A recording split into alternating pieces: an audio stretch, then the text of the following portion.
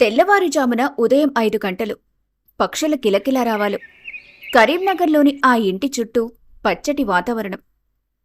ఆ ఇంటి చిన్న కోడలు శ్రావణి అప్పుడే తలస్నానం చేసి ఇంటి గుమ్మం ముందు అందమైన ముగ్గు పెట్టింది. లోపల వంటగదిలో పాలు పొంగుతున్నాయి. మరోవైపు బెడ్రూంలో సరళ గురక పెట్టి నిద్రపోతూ ఉంటుంది. శ్రావణి వంటగదిలోకి వెళ్తూ, అత్తయ్యగారు, కాఫీ రెడీ చేస్తేస్తాను, మీరు ఫ్రెష్ అవ్వండి. అత్తయ్య ఉమాదేవి శ్రావణికి బదులిస్తూ, వస్తున్నానమ్మా శ్రావణి. అప్పుడే ఇల్లంతా శుభ్రం చేసేశావా? ఎంత చురుకైన దానివమ్మా నువ్వు. అవును, నీ తోడికోడలు సరళ ఇంకా లేవలేదా? తెల్లారి గంటలు కొడుతున్నా ఇంకా నిద్రపోతే ఎలా? ఉమాదేవికి 2 కొడుకులు. పెద్ద కొడుకు పనిమీద క్యాంప్కి వెళ్లాడు. చిన్న కొడుకు గదిలో నిద్రపోతున్నాడు. ఉమాదేవి సంవత్సరంలోపే 2 కొడుకులకు పెళ్లి చేసింది. పెద్ద కోడలు సరళ, చిన్న కోడలు శ్రావణి. సరళ పుట్టింటివారు ధనవంతులు కావటంతో పని చేయకుండా ఉండేది.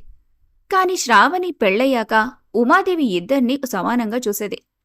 పని కూడా 2 సమానంగా చేయాలని చెప్పేది. కాని సరళ మాత్రం తన అహంకారంతో అత్త ముందు నటిస్తూ పని చేయకుండా ఎప్పుడూ ఫోన్ చూస్తూ నిద్రపోతూ ఉంటుంది. ఉమాదేవి గదివైపు వెళ్తుండటం గమనించిన సరళ ఒక్క ఉదుటిన నిద్రలేచి గబగబా జుట్టు మూడేసుకుని పక్కనే ఉన్న పూజగదిలోకి దూరి కళ్ళు మూసుకొని కూర్చుంటుంది. అబ్బా, ఉదయాన్నే ఏమిటో ఇవిడగోల. సరిగ్గా నిద్ర కూడా పోనివ్వదు. రాత్రి కొరియన్ సిరీస్ చూసి పడుకునేసరికి 2 అయ్యింది.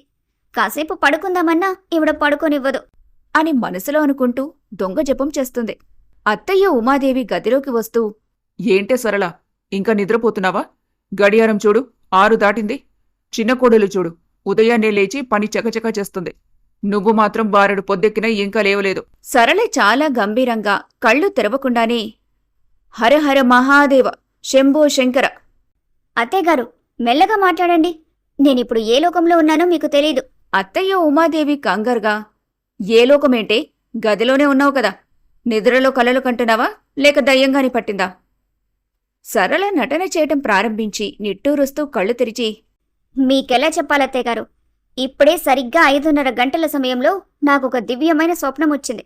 సాక్షాత్తు అన్నపూర్ణాదేవి నా కలలోకొచ్చి, సరళ, నువ్వీరోజు వంటగదిలోకి అడుగు పెడితే మీ ఇంట్లో ఉన్న లక్ష్మీదేవి అలిగి వెళ్ళిపోతుంది అని హెచ్చరించింది. అందుకే నేను భయపడి వెంటనే పూజగదిలోకొచ్చి జపం మొదలుపెట్టాను. ఆ మాటలు విన్న ఉమాదేవి అమాయకంగా, అన్నపూర్ణమ్మే వచ్చి చెప్పిందా? నిజమా? నమ్మకపోతే ఎలా అత్తయ్యగారు? నా కష్టానికి నేను భయపడను. కానీ ఈ ఇంటి క్షేమం కోసం నేనీరోజు మౌనవ్రతం ఉండాలి. ఏం వండకూడదు, ఏ పని చేయకూడదని ఆ దేవి ఆజ్ఞ. కావాలంటే శ్రావణిని అడగండి. తను ఎలాగూ పనులన్నీ చకచకా చేసేస్తుంది కదా. తనకు ఆ దేవి అనుగ్రహం ఎలాగూ ఉంది. నాకు మాత్రం ఇలాంటి కఠినమైన పరీక్షలు పెడుతోంది ఆ తల్లి. కళ్ళు తుడుచుకుంటున్నట్టు నటిస్తుంది. అయ్యో, ఏడవకు. దేవుడు చెప్పాక మనమేం చేస్తాం? సరే, నువ్వు జపం చేసుకో. శ్రావణి, ఓ శ్రావణి! ఏమైందత్తయ్యగారు? అక్క ఇంకా పూజలోనే ఉన్నారా? అవునమ్మా, తనకి అమ్మవారు కళ్ళలోకొచ్చిందట. ఈరోజు సరళ ఏ పని చేసినా ఇంటికి అరిష్టమట. పాపం, తనకి పనులు చేయాలని ఉన్నా దేవుడు ఒప్పుకోవట్లేదు. నువ్వు కాస్త ఈ రోజుకి సర్దుకోమ్మా. అవునా అత్తయ్యగారు? అమ్మవారే స్వయంగా వచ్చారా? అయితే అక్కయ్య చాలా అదృష్టవంతులు. సరే అక్క, మీరు జపం చేసుకోండి. కానీ మౌనవ్రతం అన్నారు కదా, పొరపాటున కూడా మాట్లాడకండి. మాట్లాడితే దోషం చుట్టుకుంటుంది. సరళ తన మనసులో, ఈ అమ్మ నాకు బాగానే చెక్పెట్టింది, సరే అని అవునన్నట్టు తల ఊపుతుంది. అత్తయ్యగారు, అక్క మౌనవ్రతంలో ఉన్నారు కాబట్టి ఈరోజు వాళ్ళకి ఫలహారం మాత్రమే ఇవ్వాలి. ఉల్లిపాయలు, మసాలాలున్న కూరలు పెడితే వ్రతం భంగమవుతుంది. కాబట్టి అక్కకి ఈరోజు కేవలం మజ్జిగన్నం, కాస్త ఉప్పు వేసిద్దాం, పుణ్యం వస్తుంది. ఆ మాటలకు సరళ షాకై కళ్ళు పెద్దవి చేసి చూస్తుంది. దాంతో తన మనసులో ఇలా అనుకుంటుంది, మజ్జిగన్నమా? నేను చికెన్ వండుతారని కదా ఈ ప్లాన్ వేశాను అని చాలా డిసప్పాయింట్ అయి తన మనసులో అనుకుంటుంది. అవునమ్మా, నువ్వు చెప్పింది నిజమే. సరళ, నీ భక్తికి మెచ్చాను తల్లి. నువ్వు కూర్చో. శ్రావణి నీకు మజ్జిగన్నం తెచ్చి ఇక్కడ పెడుతుంది. కదలకు అని ఉమాదేవి అక్కడ్నుంచి వెళ్ళిపోతుంది. సరళ ఏమీ అనలేక కోపాన్ని నలుచుకుంటూ మళ్లీ కళ్ళు మూసుకుంటుంది. శ్రావణి మాత్రం వంటగదిలోకి వెళ్తుంది. ఏంటి అక్క ఉదయాన్నే ఇలా చేస్తుంది? నిజంగానే చెప్తుందా, లేక పని తప్పించుకోవాలని చెప్తుందా? చూద్దాం అని అనుకుంటూ వంట చేస్తుంది. ఏంటి చెల్లి అంతలా ఆలోచిస్తున్నావు? నా గురించేనా? నా గురించి అయి ఉంటుందిలే. చూసావుగా అత్తను ఎలా బురిడి కొట్టించి పని తప్పించుకున్నాను. ఇదేంటి రోజు ఇలానే చేసి పని మొత్తం నువ్వే చేసేలా చేస్తాను. Wait and get ready for homework. అక్క, నువ్వు చేసేది తప్పు. ఇంట్లో అందరూ పని కలిసి చేసుకోవాలి. అప్పుడే ఆ ఇల్లు బాగుంటుంది. నీ నీతులాపు. నువ్వంటే పేదింటి నుంచి వచ్చావు. నీకు పని చేయడం తప్పదు గాని నేను నీలా కాదు, గోల్డెన్ స్పూన్తో పుట్టాను. నాకు పని చేయాల్సిన అవసరం లేదు. నీ లిమిట్స్లో నువ్వుండు, మధ్యలో దూరకు. ఇట్స్ మై స్వీట్ వార్నింగ్ అని సరళ అహంకారంతో చెప్పి తన జుట్టుని సవరించుకుంటూ అక్కడి నుండి వెళ్ళిపోతుంది. శ్రావణి పాపం తన తోటికోడలన్న మాటలకు బాధపడుతూ ఉంటుంది. అలా రోజు గడిచి రాత్రి సమయమైంది. ఉమాదేవి చిన్న కొడుకు భరత్ భోజనం చేయడానికి కూర్చున్నారు. ఏంటమ్మా వదిన కనిపించడం లేదు, భోజనానికి రాలేదు? మీ వదిన వ్రతంలో ఉంది, ఈ రోజంతా ఈ ఆహారం తీసుకోకూడదు అని మాట్లాడుకుని భోజనం చేస్తారు. అబ్బా, ఈరోజేంటి ఇలా గడిచింది? ఎంచక్క పని తప్పించుకొని కడుపు నిండా తిని కంటి నిండా నిద్రపోదామనుకున్నా. కానీ శ్రావణి నా ఆశలపై నీళ్లు పోసింది. అయినా తనొచ్చాక అత్తయ్య కూడా ఆ పని ఈ పని అంటూ నా బుర్ర తింటుంది. అబ్బా, ఆకలి ముక్కలేందే ముద్ద దిగేది కాదు. అలాంటిది ఈరోజు నాతో మజ్జిగనం తినిపించావు. శ్రావణి, చూస్తా నీ సంగతి అని కోపంతో పళ్ళు నూరుతూ చేసేదేమీ లేక పడుకుంటుంది. ఉదయాన్నే నిద్రలేచి యథావిధిగా వంట చేసింది శ్రావణి. సరళ మాత్రం పని తప్పించుకునే ప్రయత్నంలో ఉంది. మధ్యాహ్నం సమయం. శ్రావణి ఉదయం నుండి వంట, గిన్నెలు, ఇల్లు తుడవటం వంటి పనులన్నీ ఒక్కతే చేసి అలసిపోయి ఉంటుంది.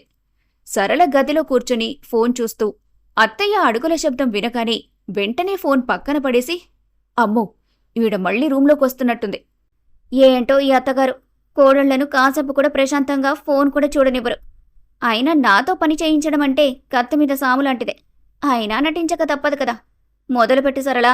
మంచం మీద పడుకుని కాలు పట్టుకుని మూలుగుతూ ఉంటుంది. అమ్మో, అబ్బా, చచ్చాను. నా కాలు ఎవరో ఒక రండమ్మా, ప్రాణం పోతుంది. ఏమైంది సరళ, అలా అరుస్తున్నావు? ఏమైంది నీ కాలికి? ఏమని చెప్పను అత్తయ్య గారు. పొద్దున మీరు పూజ గదిలో ఉండగా శ్రావణి ఒక్కతే పనులన్నీ చేస్తోందని నా మనసు ఊరుకోలేదు. అందుకే దేవుడి ఆజ్ఞను కూడా కాదని గబగబా వంటగదిలోకి వెళ్తుంటే ఆ గుమ్మం తగిలి కాలలా బెణికిపోయింది అత్తయ్య. విరిగిందనుకుంటా. అబ్బో! అయ్యో, ఎంత పని జరిగింది? శ్రావణి, ఓ శ్రావణి, త్వరగా రామ్మా, అక్కకు కాలు విరిగినంత పనైంది. ఆహా, అత్తయ్య నమ్మేశారంటే నా నటన అమోఘమన్నమాట. అయితే నాకు ఆస్కార్ ఇచ్చినా తక్కువే అని అనుకుంటూ తనలో తాను మురిసిపోతూ ఉంటుంది. అంతలో అక్కడికి శ్రావణి వస్తూ సరళ ముఖంలో ఉన్న దొంగతనాన్ని గమనించి, ఏమైందక్కా? ఇందాక బాగానే ఉన్నారు కదా, ఇంతలో ఏమైంది? ఏమోనమ్మ శ్రావణి, నా గ్రహం అలా ఉంది.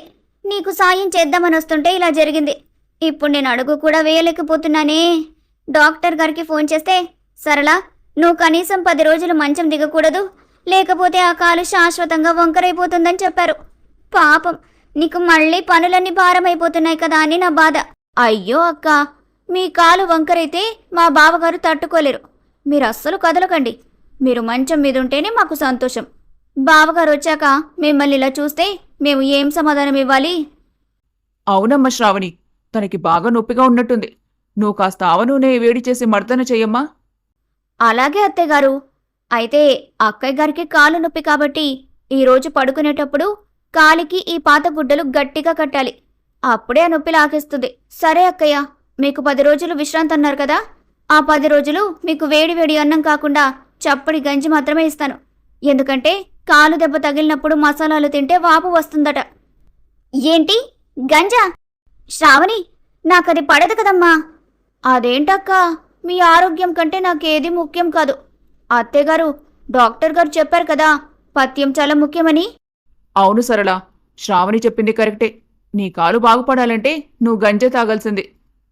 అక్కా, మీకు ఇంకో సర్ప్రైజ్. రేపు ఉదయం మన ఊర్లో ఉన్న ఆయుర్వేద డాక్టర్ని పిలిపిస్తాను. ఆయన కాలికి పెద్ద పెద్ద పట్టులు వేస్తారు. ఆ పట్టు వేసినప్పుడు 3 రోజులు కాలు అస్సలు కదపకూడదు. కనీసం ఫోన్ కూడా ముట్టుకోకూడదు. లేకపోతే ఆ వేడికి నరాలు దెబ్బతింటాయట. ఫోన్ కూడానా? వద్దొద్దు, అంత అవసరం లేదు శ్రావణి, మెల్లగా తగ్గుతుందిలే. లేదక్కా, మీకు సేవ చేయడమే నా ధర్మం. అత్తయ్యగారు, రేపొద్దునే ఆ డాక్టర్ని రమ్మని చెప్పండి. ఈలోపు నేను వెళ్ళి అక్కయ్య గారి కోసం ఒక గిన్నెడు చప్పుడు గంజి కాచుకొనొస్తాను. శ్రావణి వెళ్ళిపోగానే సరళ తన కాలిని చూసుకుంటూ, యమ్మా, భక్తి పేరుతో తిండి లేకుండా చేసింది. ఇప్పుడు నొప్పి పేరుతో ఫోన్ కూడా లాగేసుకుంటానంటుంది. దీనికి ఏదో ఒకటి చేయాలి అని రగిలిపోతూ ఉంటుంది. మరుసటి రోజు ఉదయం సరళ ఇంకా మంచం మీద పడుకొని అమ్మో నా కాలు నొప్పి అంటూ నటిస్తూ అత్తయ్య లేని సమయం చూసి దాచుకున్న బిస్కెట్లు తింటోంది. శ్రావణి వంటగదిలో ఏదో నూరుతూ భయంకరమైన వాసన వచ్చేలా చేస్తోంది. అత్తయ్య ఉమాదేవి, శ్రావణి, ఏంటమ్మా వాసన? ఇల్లంతా ఘాటుగా ఉంది. అత్తయ్యగారు, అక్క కాలు నొప్పి తగ్గడానికి ఒక రహస్య మూలిక వైద్యం చేస్తున్నాను. మా ఊర్లో ఒక ముసలమ్మ చెప్పింది. ఇలాంటి బెణుకు నొప్పులకు నల్లమిరప, అల్లం వెల్లుల్లి, ఆవాలు, పాత చింతపండు కలిపి నూరి కాలికి రాసి పైన వేడివేడి గుడ్డ కట్టాలట. అవునా? మరి నొప్పి తగ్గుతుందా? అబ్బే, తగ్గడమేంటి అత్తయ్యగారు? ఇది రాసిన 5 నిమిషాల్లో లోపలున్న నరాలన్నీ జివ్వుమని లాగేస్తాయి. ఆ మంటకి మనిషికి చెమటలు పట్టేస్తాయి. కానీ ఆ తర్వాత కాలు పరుగు తీస్తుంది. అక్క కోసమే నేనిది కష్టపడి నూరాను. పదండి వెళ్దాం. సరళ గదిలోకి అత్తయ్య శ్రావణి ప్రవేశిస్తారు. శ్రావణి చేతిలో ఒక గిన్నెలో నల్లటి ఘాటైన పేస్టుంది. సరళ ఆ వాసన చూసి కంగారుగా, శ్రావణి, ఏంటమ్మా వాసన? అది నా కాలికి రాస్తావా? వద్దొద్దు, నాకు భయంగా ఉంది. భయం ఎందుకక్కా? మీ కాలు కోసం నేనింత కష్టపడితే వద్దు అంటారా? అత్తయ్యగారు, మీరక్క కాలుని గట్టిగా పట్టుకోండి. నేనీ మందు పూస్తాను. ఇది రాశాక 1 గంట సేపు కాలస్సలు కదపకూడదు. ఒకవేళ కదిపితే చర్మం ఊడిపోతుందట. అవునా? సరళ, కదలకు తల్లి. శ్రావణి, నువ్వు పోయమ్మా. శ్రావణి ఒక స్పూన్తో ఆ ఘాటైన మిశ్రమాన్ని సరళ కాలికి రాయబోతుంది.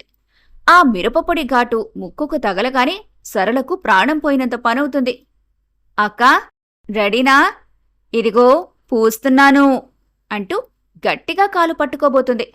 సరళ తట్టుకోలేక, అమ్మో, వద్దు వద్దు, మంట! నా కాలు కాలిపోతుంది.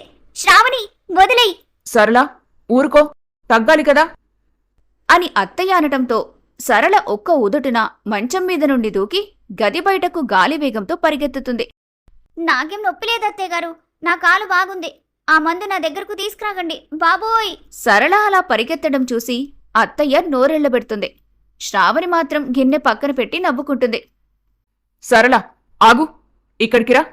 ఇప్పుడే కదా కాలు విరిగిందన్నావు, కుంటుతున్నావు. ఇప్పుడేంటి పరుగు పందెం ఆటగాళ్ల పరిగెడుతున్నావు? సరళ దొరికిపోయి నీళ్లు నములుతూ, అది అది అత్తయ్యగారు, శ్రావణి మందు చూసి భయమేసి దేవుడు శక్తినిచ్చాడు, అందుకే అలా అని అనటంతో శ్రావణి నవ్వుతూ, అవునా అక్క?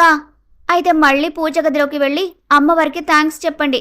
కానీ ఈసారి మౌనవ్రతం వద్దులేండి. ఎందుకంటే నేనిప్పుడే మీ అందరికీ ఇష్టమైన బిర్యానీ వండుతున్నాను. చాలు చాలు నీ వేషాలు. భక్తి పేరుతో ఒకసారి, నొప్పి పేరుతో ఒకసారి ఈ చిన్నదాన్ని ఇన్నాళ్లు మోసం చేసావు కదా. తన తెలివితేటలతో నీ బండారం బయటపెట్టిందిప్పుడు. ఇక నుండి ఇంట్లో పనులన్నీ ఇద్దరూ సమానంగా చేయాలి. లేకపోతే శ్రావణి ఆ నల్లమందు మళ్ళీ తయారు చేస్తుంది. జాగ్రత్త. సరళ బుద్ధి తెచ్చుకొని, క్షమించండి అత్తయ్యగారు. శ్రావణి, నన్ను క్షమించు. ఆ తరువాత ఉమాదేవి తన రూంకి వెళ్తుంది. ఏంటి, బాగా మండుతున్నట్టుంది? నాకైతే ఎక్కడో కాలుతున్న వాసనొస్తుంది.